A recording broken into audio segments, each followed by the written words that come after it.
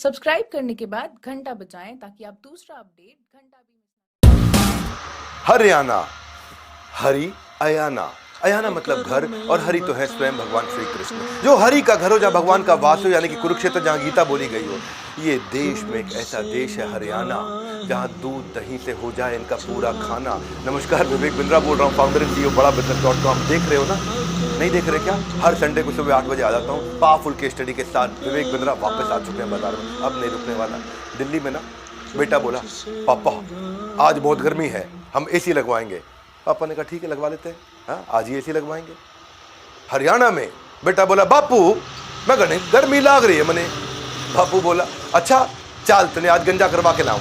तो हरियाणा थोड़ा अलग है जी, लोग बड़े प्यारे हैं यहाँ के। आज मैं आपको हरियाणा का पूरा हिस्ट्री समझाऊंगा, ज्योग्राफी समझाऊंगा, मजा आने वाला है। ऐसा राज्य मैंने कभी देखा नहीं। जाटों की बात बताऊंगा। एक बार एक जमींदार था, मरने से पहले 3 बच्चों में अपनी सारी प्रॉपर्टी बांट गया। अब प्रॉपर्टी में घोड़े थे वहां पे 19 घोड़े। बोला बड़े बेटे को आधी प्रॉपर्टी दे दो, अब 19 के आधे घोड़े कर नहीं सकते। बीच वाले बेटे को 1/4 दे दो, अब 19 के 1/4 हो नहीं सकते। और सबसे छोटे बेटे को 5वां हिस्सा दे दो, 19 घोड़ों का 5वां हिस्सा भी नहीं हो सकता। अब जिसका बंटवारा नहीं हो पा रहा था, केस बादशाह के पास पहुंच गया दिल्ली में बलबन के दरबार में। इसका कोई हल नहीं निकाल पा रहा था। तो अमीर खुसरो बलबन के दरबारी कवि थे, उनकी रिक्वेस्ट पर सोनीपत से पंच चौधरी राम सहाय को बुलाया गया। चौधरी होते हैं तो आपको पता है जाट सारे। आदेश मिलते ही चौधरी साहब घोड़े पे तुगड़ुक तुगड़ुक दिल्ली पहुंच गए। मामला पूरा समझा, बोले राजा जी जो प्रजा का संबंध है वो बाप और बेटे का होता है। आप हमारे पिता के समान है, हम आपके बेटे, तो हमारी भी जो संपत्ति है वो आपकी, तो मेरी संपत्ति पे भी आपका हक है। तो ये जिस घोड़े पे मैं यहाँ पे आया हूँ आज सोनीपत से दिल्ली में आपसे मिलने के लिए, घोड़ा भी आपका है, तो ये घोड़ा मैं आपको दे देता हूँ। अब क्या हो गया जी, जैसे घोड़ा मैंने आपको दिया, आप इनको घोड़ा देते हो, 19 + 1 20 घोड़े हो गए। और 20 के आधे यानी कि 10 घोड़े बड़े बेटे को दे दो। 20 के 1/4 यानी 5 घोड़े मंझले बेटे को दे दो। 20 का 5वां हिस्सा यानी कि 4 घोड़े छोटे बेटे को दे दो। तो 10 और 5 और 4 19 हो गए। 19 घोड़े इनको बांट दो, ठीक लगे तो मेरा वाला वापस कर देना। बड़ी उनकी इंटेलिजेंस की बातचीत हुई और तब जो है ना अमीर खुसरो ने कहावत कह दी कि अनपढ़ जाट पढ़ा जैसा और पढ़ा जाट खुदा जैसा। ये जो है ना खास क्यों है हरियाणा? पहली स्टोरी है, ये लैंड ऑफ चैंपियंस है, खेल इनके खून में है। हरियाणा इंडिया का ओलंपियन स्टेट है, माइन ऑफ मेडल है, इनका मिट्टी से मेडल उगलती है। हरियाणा की धरती है जहां से मेडल पैदा होते हैं। अनाज तो आता ही आता है, हर तीसरा मेडल स्पोर्ट्स का हरियाणा से आ रहा है। 2% पॉपुलेशन है केवल इंडिया की, बहुत छोटा प्रदेश, 2% पॉपुलेशन है, 45% गोल्ड मेडल केवल हरियाणा से आ रहे हैं। 2010 का जो कॉमनवेल्थ गेम्स था ना, उसमें 2010 की बात कर रहा हूं, तब जो गोल्ड मेडल थे उस समय भारत के पास 38 आए थे। 38 में से 22 केवल हरियाणा से आए थे और बचे हुए थोड़े से पूरे के पूरे देश से। 58% गोल्ड मेडल अकेले हरियाणा लेकर के। 2012 लंदन में भी टोटल मेडल इंडिया के पास 6 आए थे, उसमें हरियाणा के 3 थे। कॉमनवेल्थ गेम्स उसके बाद टोटल इंडिया के पास 64 आए, हरियाणा के 21 थे। टोक्यो में जो ओलंपिक्स हुआ टोटल मेडल इंडिया के पास 7 आए, हरियाणा के उसमें 3 थे। कॉमनवेल्थ अभी जो 2022 में हुआ इंडिया के पास 61 मेडल आए, उसमें हरियाणा के 20 थे। हरियाणा में जो है जहां अन्य राज्यों में त्योहार पर मेला लगता है, हरियाणा में गांव गांव में दंगल सजता है। ये जाट लैंड है, ये रफ एंड टफ है, फार्मिंग का यहाँ कल्चर है, फिजिकल लेबर घंटों तक कर सकते हैं। इनका स्ट्रेंथ, इनका स्टैमिना, इनका परसिवरेंस जो स्पोर्ट्स के लिए चाहिए वो बहुत उत्तम दिखाई पड़ता है यहाँ पे। बाकी जहां अ से अनार क से कबूतर लिखते हैं, हरियाणवी वहां अ से अखाड़ा और क से कुश्ती सीखते हैं। एक रानी रामपाल थी जो कि उसके पिता ठेला चलाते थे। रानी रामपाल हरियाणा से थी और मां घर में जाके बर्तन मांजा करती थी ना। घर में बिजली, झोपड़ी में रहते थे, बारिश हो जाए झोपड़ी बह जाए, मच्छर इतने होते थे, 2 वक्त का खाना नहीं खा सकती। लेकिन ये पास में हॉकी खेलते हुए लड़कियों को देखती थी। रानी रामपाल की बात कर रहा हूं, कईयों को पता चल गया होगा कौन है ये, नहीं पता चला तो पूरा सुनो। रानी रामपाल पास में हॉकी के स्टेडियम में लड़कियों को हॉकी खेलते देखती थी। एक अमीर लड़की की हॉकी स्टिक टूट गई, फेंक के चली गई।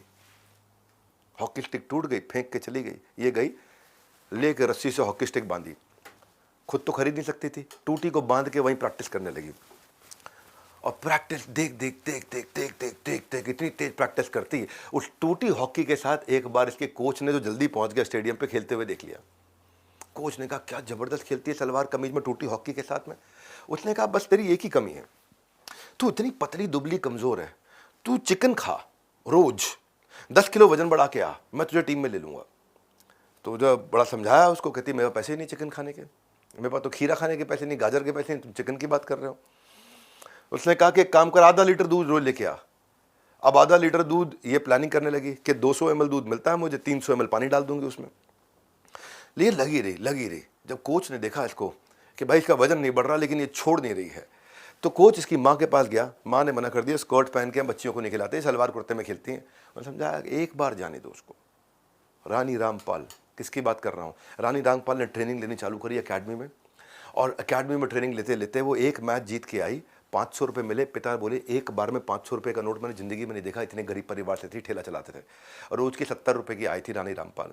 हे रानी रामपाल, अगर आप वीडियो देख रहे हैं, मैं आपको सैल्यूट करता हूँ, पूरा हरियाणा, पूरा देश आपको सैल्यूट करता है। क्यों? क्योंकि आज हमारे भारत की मेडल विनिंग टीम की आप कप्तान बन चुकी हैं। वो टूटी हॉकी से निकली थी, ठेला चलाते चलाते। ये है हरियाणा। कुछ लोग होते हैं जो बेल्ट खरीद करके नहीं, जीत कर पहने जाते हैं। हरियाणा वाले इस बात को बड़े अच्छे से जानते हैं। इन्होंने बेल्टें खरीदी नहीं है, इन्होंने बेल्टें दुनिया भर में जाके जीती हैं। मेहनत का क्या खूब करतब दिखाया है। ओलंपिक्स में हरियाणा ने हर बार झंडा लहराया है। हरियाणा की जो छोरियां ना बोल्ड ओलंपिक में लाती हैं गोल्ड, हरियाणा की छोरियों के लिए मेडल मंगलसूत्र होता है। इनका अटैचमेंट मंगलसूत्र जिससे ज़्यादा मेडल के साथ होता है। तभी तो कपिल देव, वीरेंद्र सहवाग, विजेंदर सिंह, गीता बबीता फोगाट, दीपा मलिक, कृष्ण पुनिया, सुशील कुमार, नीरज चोपड़ा, योगेश्वर दत्त, साइना नेहवाल, बबीता कुमारी, जिसने झंडा गाड़ा है। सुनो, इनके इतने नहीं है कि इनके इतने नाम है कि वीडियो अलग बनाना पड़ेगा। हरियाणा की शान, किसान और पहलवान। आज जाटों की बात करूंगा। विदेशी धरती पे ये जनगण बजवाते हैं, जनगण मन बजवाते हैं। बॉक्सिंग हो या रेसलिंग जीत करके आते हैं। पहलवानों का ठिकाना हमारा हरियाणा। अच्छा, इनकी एक फिलॉसफी है, डू और डाई। भाई साहब, या तो करेंगे या मरेंगे, ये बीच के नहीं है, ये बीच के नहीं है। अंग्रेजों को सिखों के बाद अगर सबसे ज्यादा किसी ने परेशान किया तो वो जाट थे। जाट मरा तब मानिए जब 13वीं हो जाए। मालूम आपको, ये अंग्रेज ऐसा कहते थे कि जाट अगर मर गया ना, मान मत लियो मर गया, वो फिर खड़ा हो जाएगा, वो निकल आएगा बाहर।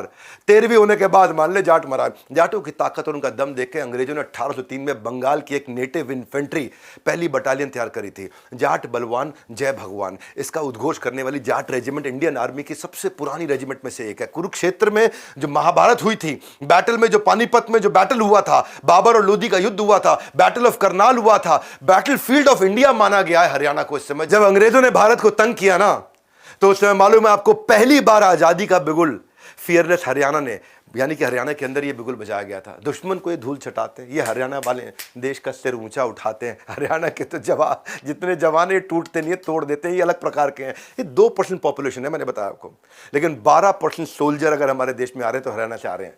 अपनी पॉपुलेशन के मुकाबले 6 गुना ज्यादा सोल्जर प्रोड्यूस करके दे रहे हैं। जाट रेजिमेंट सबसे पुरानी रेजिमेंट में से एक है, और ये अगर सिख रेजिमेंट के बाद कोई इतनी डेकोरेटिव रही है कभी भी तो वो जाट रेजिमेंट है।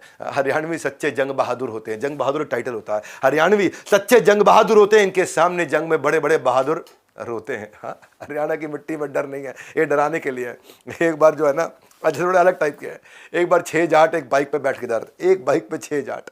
ट्रैफिक पुलिस वाले ने रोक दिया, इशारा किया, उनमें जो बाइक चला रहा था जाट बोला, बावड़ा हो गया क्या, अब तू कित पे बैठेगा? कह रहा अब तू कहाँ बैठेगा, इसमें पहले ही 6 है।